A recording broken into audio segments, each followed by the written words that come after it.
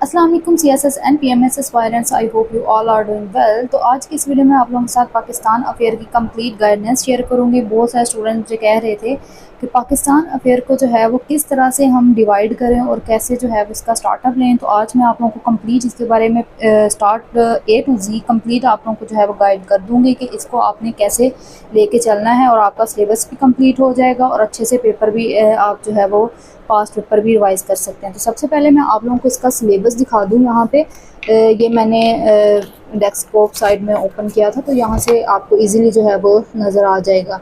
तो फर्स्टली ये देखें, यहाँ पे जो है वो ये सारा फर्स्ट क्वेश्चन प्री पार्टीशन में हमारा चला जाता है। ठीक है, आप जो है वो अपने सिलेबस को प्री पार्टीशन और पोस्ट पार्टीशन में डिवाइड करें। बहुत सारे ऐसे स्टूडेंट्स होते हैं जो प्री पार्टीशन से पहले की जो हिस्ट्री है ना, उसको भी जो हमारी मुस्लिम हिस्ट्री है उसको भी पाकिस्तान अफेयर में इंक्लूड करते हैं, लेकिन वो वाली जो है वो पाकिस्तान अफेयर में नहीं आएगी। वो आपको इस्लामियत में हेल्प दे सकती है, और जो है वो आपका आई थिंक हाँ इस्लामियत में ही सिर्फ आपको वो काम आएगी। अदरवाइज़ आपकी पाकिस्तान अफेयर में जो है वो प्री पार्टीशन आपकी 7-12 से लेकर ऑन द टाइम जो भी आपका चल रहा है यहाँ तक आपकी सारी जो है वो आपका डाटा इसमें इंक्लूड होता है। आपने इतनी जो है वो पास्ट प्री में नहीं चले जाना। ठीक है, 7-12 से लेकर आपकी जो है वो 1857 तक जो है वो प्री पार्टीशन बनती है।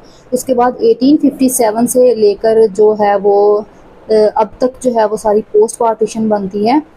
तो सबसे पहले आपने जो है वो प्री पार्टीशन को डिवाइड कर लेना है। ठीक है, यहाँ पे अगर मैं आप लोगों को साथ साथ लिख के भी थोड़ा सा गाइड करती जाऊँ, देखें आपने प्री पार्टीशन जो है ना, इसको आपने ऐसे नंबरिंग दे देनी है। ठीक है, और सेकंड पे जो है वो आपने पोस्ट पार्टीशन। ठीक है, ऐसे जब आप करेंगे ना, आप डिवाइड करेंगे अपने टॉपिक्स को, तो बहुत ही आसानी हो जाएगी आपको पाकिस्तान अफेयर को लेके चलने में।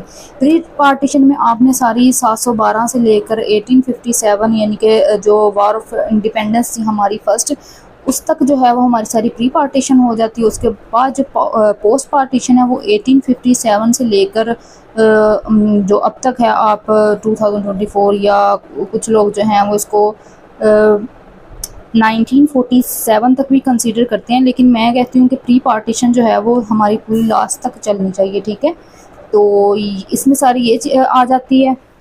ये देखें, ideology of Pakistan, definition and elucidations, ये और historical aspect, Muslim rule in sub continent, ये सारा जो है वो हमारा प्री पार्टीशन में आ जाता है कि कैसे जो है वो मुग़ल दौर स्टार्ट हुआ था और जो ऐसे थे it's downfall and efforts for renaissance. ठीक है, जो सारी पिछले हमारे आ चुके हैं ना, उसकी सारी यहाँ पे हिस्ट्री जो है वो प्री पार्टीशन में आती है। फिर movement for reforms, Sheikh Ahmad Sirhindi की है, शाह वलीउल्लाह की, जो उन्होंने रिफॉर्म्स की, अदारे खोले, कुछ ने इंग्लिश के लिए खोले, कुछ ने इंग्लिश और उर्दू दोनों लैंग्वेजेस के लिए उन पर जोर दिया, और ठीक है कुछ ने इस्लाम को आगे लेके आए। तो ऐसे जो है वो सारी ये जो है हमारे इनको टीचर्स भी एज आप लोग कंसीडर कर सकते हैं, ये सारे प्री पार्टीशन में आ जाते हैं। फिर उसके बाद आइडियोलॉजी ऑफ पाकिस्तान जो है वो कायदे आज़म की हमने पॉइंट ऑफ व्यू से यहाँ पे देनी है, और उसके बाद इल्लामा इकबाल, तो ये सारी हमारा प्री पार्टीशन में आ जाता है। उसके बाद जो है वो पोस्ट पार्टीशन आप लोगों को मैंने बता दिया कि 1857 से लेके 1947 तक, या आप 2000 जो भी अभी चल रहा है, ठीक है, वहाँ तक आप सारी पोस्ट पार्टीशन करेंगे। और उसके बाद जो है वो अगर आप प्री पार्टीशन को बहुत ज़्यादा जहन पे सवार कर रहे हैं ना, तो इसकी कोई ज़्यादा ज़रूरत नहीं है। ठीक है, क्योंकि प्री पार्टीशन आपकी ज़्यादा MCQs में पूछी जाती है। MCQs फॉर एग्जांपल अगर मैं आप लोगों को बताऊं कि इंडिया और पाकिस्तान की कांग्रेस जो बनी थी वो सबसे पहले कब बनी थी, आई थिंक 1885 में जो है वो मुस्लिम हिंदू कांग्रेस हुई थी। उसके बाद 1906 में जो है वो ऑल इंडिया मुस्लिम लीग का जो अजलास हुआ था, उसके बाद जो है वो उनको सेपरेट उनकी बनाई गई थी। उसके बाद ऐसी जो एक्ट वगैरह हुए हैं, या जो भी सारी वॉर्स की आ जाती है, फर्स्ट वार, कोल्ड वार, सारी जो है वो इसमें प्री पार्टीशन में आ जाती है। ठीक है, आपने इसके जस्ट MCQs बेस पे इसको जो है वो करना है। उसके बाद आपके ये जो ये वाले ये जो आपके पॉलिटिकल जो है वो थॉट्स रखने वाले जो भी उलमा यहाँ से गुजर चुके हैं ना, इनको आपने करना है, ठीक है। ये आपके क्वेश्चन बेस पे आएंगे तो आपने इनको करना है। फॉर एग्जांपल अगर आपको शेख अहमद सरहिंदी की रिफॉर्म्स आ जाती हैं, इनके अलीगढ़ मूवमेंट जो हुई थी, ठीक है, तो उसमें अगर आपको ये क्वेश्चन आ जाता है तो फिर आपने इसको जो है वो दूसरे के साथ कैसे कंपैरिजन करके लिखना है, ये आप लोगों को मैं एक अलग वीडियो में इंशाल्लाह बताऊंगी। अगर आपको कोई एक क्वेश्चन आता है तो आपने उसको जो है वो अच्छे मार्क्स के लिए उसको आपने उस पॉलिटिकल थॉट्स को कैसे जो है वो आपने सेकंड के साथ कंपेयर करना है, फिर आप जो है वो अच्छे तरीके से कंपैरिजन ड्रा कर सकते हैं, जिसको जो है वो आप इजीली ड्रा करके अच्छे मार्क्स ले सकते हैं। उसके बाद मैंने प्री पार्टीशन का भी आपको बता दिया। पोस्ट पार्टीशन में आपने जो है वो 1947 से लेकर अब तक जो है वो सारी आपने याद कर लेना उसको।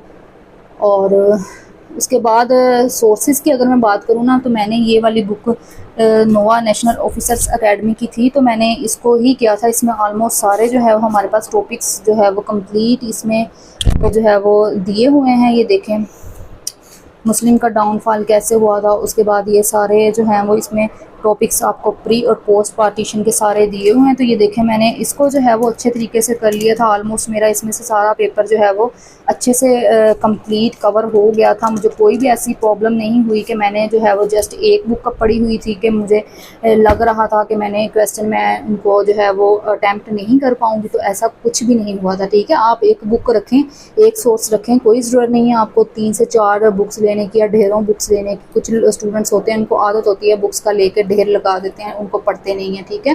तो ऐसा करने की कोई ज़रूरत नहीं है। एक बुक लें आपको जस्ट अपना सिलेबस जो है वो उसको देखने के लिए।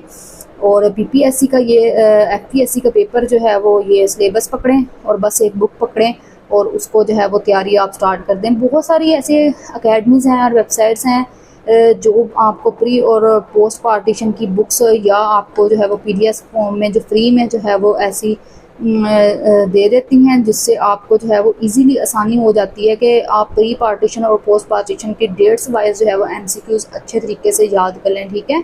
तो उसके बाद हमारी प्री और पोस्ट पार्टीशन हो गई। उसके बाद ये जो land and people of Pakistan है, जियोग्राफी, आपने सारी जियोग्राफी पाकिस्तान कर लेंगे ना, उसमें आपने ये सारी जगह अगर आप जियोग्राफी कर लेते हैं ना, उसमें ये सारी चीज़ें खुद ही इंक्लूड हो जाती हैं। लैंड हो जाती है पीपल ऑफ पाकिस्तान, ठीक है। सोसाइटी मतलब कैसी है, उसकी रहने वाले लोग, उसकी एथनिसिटी जो पाई जाती है आजकल के लोगों में, ठीक है। प्रोविंसेस के अकॉर्डिंग, यानी कि केपी के जो है वो बलूचिस्तान से अलग है और बलूचिस्तान वाले पंजाब से अलग है, पंजाब वाले सिंध से अलग है, ठीक है। तो ये बहुत सारी एथनिसिटी भी लोगों के अंदर पाई जाती है। तो ये सारी जो भी हैं इसके अंदर आ जाएंगी हमारे land and people of Pakistan में, ठीक है। और ट्रेंड्स एंड प्रॉब्लम्स, यानी कि जो आपकी इस टाइम पे प्रॉब्लम्स चल रही हैं, ठीक है, वो सारी इसमें पाकिस्तान के अकॉर्डिंग इस टॉपिक में हमारी आ जाएंगी। उसके बाद ये इतना सारा सिलेबस आप लोगों को करने की ज़रूरत नहीं है, ठीक है। जो इम्पोर्टेंट्स इसमें टॉपिक्स हैं ना, वो आप जस्ट कर लें और उसके बाद जो आपका चल रहा है करंट टॉपिक, उसको आप अच्छे तरीके से जो है वो कर लें, तो आपका इजीली पाकिस्तान अफेयर का पेपर कंप्लीट हो जाता है। तो कोई भी ऐसा इसको डीपली पढ़ने की ज़रूरत नहीं है। प्री पार्टीशन के एमसीक्यूज़ पढ़ें और पोस्ट पार्टीशन को थोड़ा सा आप डीप पढ़ लें, तो बाकी सारा आपका पेपर इसी में से हो जाता है। बहुत सारे ऐसी बुक्स होती हैं जिनको आप प्रेपरेशन करके ना, उसकी आपकी जो है वो पाकिस्तान अफेयर भी उसमें कंप्लीट होती जाती है। तो कंपलसरी पेपर्स का स्टार्ट पे कंपलसरी जो सब्जेक्ट है ना हमारे, उनको अगर आप स्टार्ट पे पढ़ना स्टार्ट कर देते हैं ना, उसमें से आलमोस्ट आपके ऑप्शनल भी कंप्लीट हो जाते हैं। और बहुत सारे ऐसे सब्जेक्ट्स होते हैं जो आपके डाटा सारा इनमें से कंप्लीट हो जाता है। और एमसीक्यूज़ की अगर मैं बात करूँ, एमपीटी की, तो वो भी सारा कंपलसरी अगर आप स्टार्ट पे इसको स्टार्ट कर देते हैं ना, तो आलमोस्ट आपका 90% जो है वो एमपीटी यहाँ से भी प्रिलिमिनरी टेस्ट जो होता है ना वो कंप्लीट हो जाता है उसकी प्रेपरेशन। तो सिलेबस आप लोगों के साथ मैंने बता दिया। उसके बाद प्रेपरेशन के लिए मैंने आपको बुक बता दिया कि मैंने नोवा की जो है इसको रिकमेंड करूँगी, क्योंकि इसमें जो है वो सारी प्री पोस्ट जो भी है सारी हिस्ट्री इसके अंदर आ जाती है। और अब यहाँ पे अगर मैं आपको पाकिस्तान अफेयर का 2024 सीएसएस का पेपर शो करूँ, तो इसका फर्स्ट क्वेश्चन अगर मैं आप लोगों को बताऊँ कि आपने कैसे जो है वो इसको फॉलो करना है गाइडलाइंस को, ठीक है, पेपर अटैम्प्टिंग के लिए। तो ये देखें, firstly political stability remains an elusive concept in Pakistan, ठीक है। वो फर्स्ट लाइन में ये बता रहा है कि पॉलिटिकल स्टेबिलिटी जो है ना वो पाकिस्तान में शुरू से ही एक एल्यूसिव कॉन्सेप्ट रहा है। सेकंड में वो पूछ रहा है कि explores the factors contributing to the fractured nature of Pakistan polity and discuss potential reforms to the constitutional and political structures that could foster stability। उन्होंने पूछा है कि कौन सी ऐसी वजूहात थी जिन्होंने कंट्रीब्यूट किया पाकिस्तान की इसको जो है वो स्टेबिलिटी को फ्रैक्चर करने के लिए। उसके बाद जो है वो उन्होंने पूछा है लास्ट में कि ऐसी कौन सी रिफॉर्म्स थी कॉन्स्टिट्यूशन में जो करनी चाहिए थे जिसकी वजह से जो है वो पॉलिटिकल स्ट्रक्चर बेहतर हो सकता था या उसमें स्टेबिलिटी आ सकती थी। तो फर्स्टली जो है वो आपने सबसे पहले अपना क्वेश्चन पढ़ना है, ठीक है, उसको ब्रेक करना है इनटू 3 और 4 पार्ट्स, जितना कि आप लोगों को पता है कि यहाँ पे ये देखें जहाँ पे फुल स्टॉप शो हो जाता है ना वहाँ पे आपका एक मेन आइडिया ख़त्म हो जाता है, ठीक है। फिर जहाँ पे सेकंड फुल स्टॉप आता है सेकंड आइडिया ख़त्म हो जाता है, थर्ड पे थर्ड, ठीक है।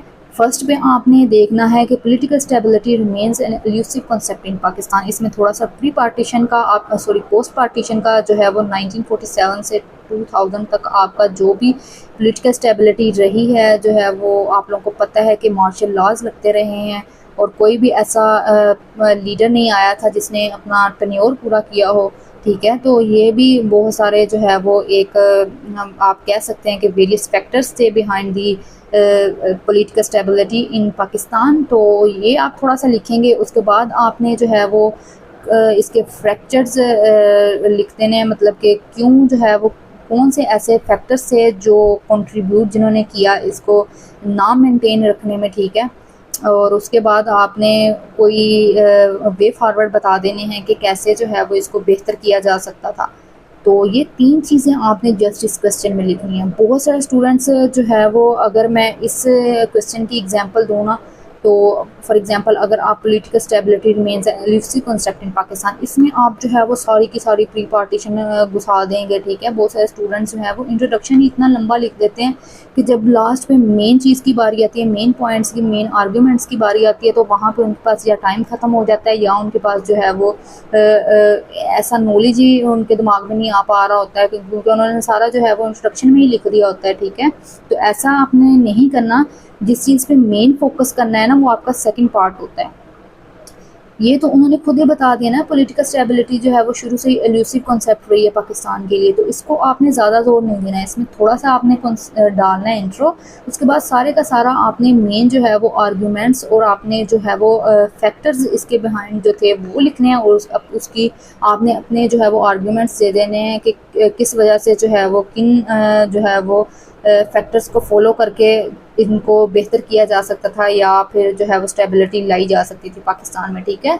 तो आप ये चीज़ देखें। और ये जो है वो इसमें बहुत सारे स्टूडेंट्स पूछ रहे थे कि मैप्स जो है वो बनाना ज़रूरी होता है पेपर्स में पाकिस्तान अफेयर के।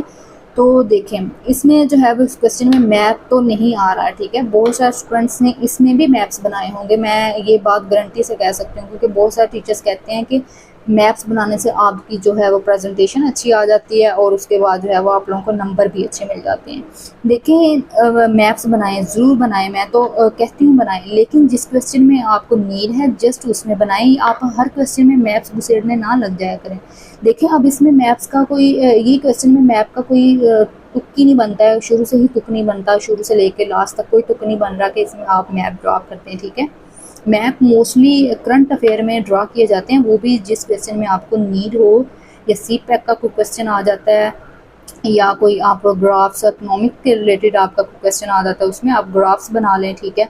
और जो हॉट टॉपिक्स होते हैं जिनमें आप लोगों को लगता है कि वर्ड के हिसाब से वर्ड अफेयर में से कोई क्वेश्चन आ रहा है तो आप जो है वो उसको कंपैरिजन करने के लिए आपको मैप की ज़रूरत पड़ रही है तो आप उसमें बना लें, ठीक है। पाकिस्तान अफेयर में तो दूर दूर तक कोई मैप का क्वेश्चन आता ही नहीं है। मैप का CPAC पे आ जाए तो उसमें आप बना सकते हैं, बाकी प्री पार्टीशन में से कोई आ जाता है तो उस पर तो आप मैप बना ही नहीं सकते ना।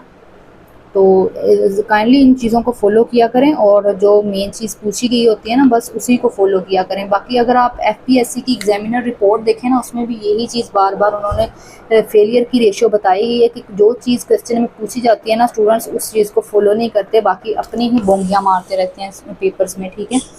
तो यहाँ पे आप लोगों को मैंने सिलेबस भी इसका बता दिया, आपने प्रिपरेशन कैसे करनी है, आपने अपनी जो है वो प्री और पोस्ट पार्टीशन को डिवाइड कर लेना है, वैसे आपने करनी है, ठीक है। प्री पार्टीशन जस्ट एमसीक्यूज के लिए रखें और बाकी पोस्ट पे आपने ज़्यादा जो है वो ग्रिप रखनी है। अपनी सोर्सेज मैंने आपको बता दिए थे कि कोई ऐसी ज़रूरत नहीं होती, आपने इसमें बड़े बड़े सोर्सेज यूज़ करने हैं, बहुत ज़्यादा बंडल्स ऑफ बुक्स, ठीक है।